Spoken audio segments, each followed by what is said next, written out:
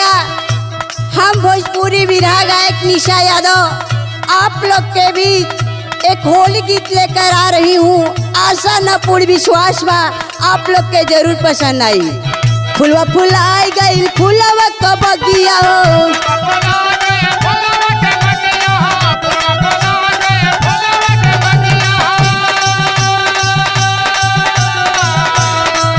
मोरे दिल बगिया में लागल यगिया हो,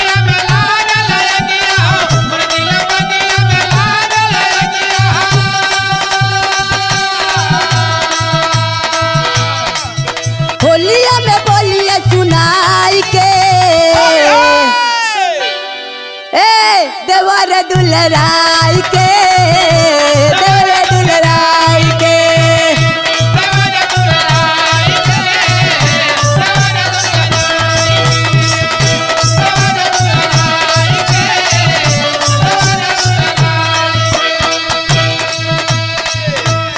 भैया तोहर बम्बैया कहा ले अइले न अइले फगुनवा बिताई के,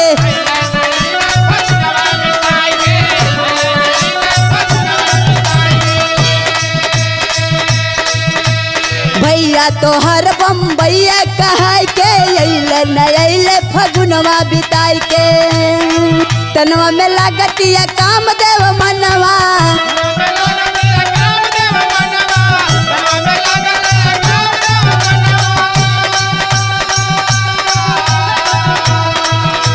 रही रही बटक जल फगुआ में मनवा,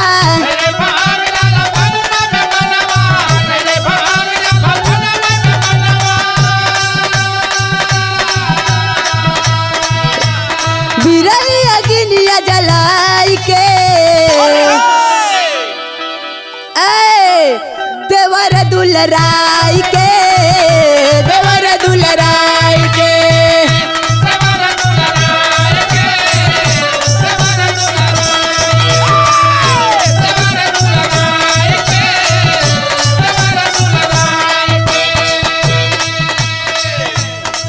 मन हवे दूरे से डाल लिया रंगवा, देवरू दुलरुआ न छुआ मोर अंगवा,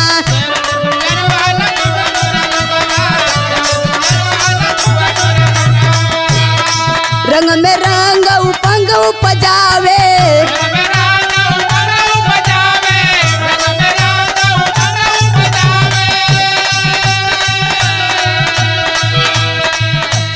अजय लाल भगवान प्रीतिया बढ़ावे,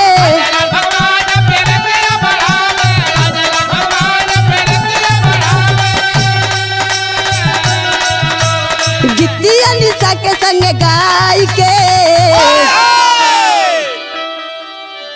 देवर दुलराई के।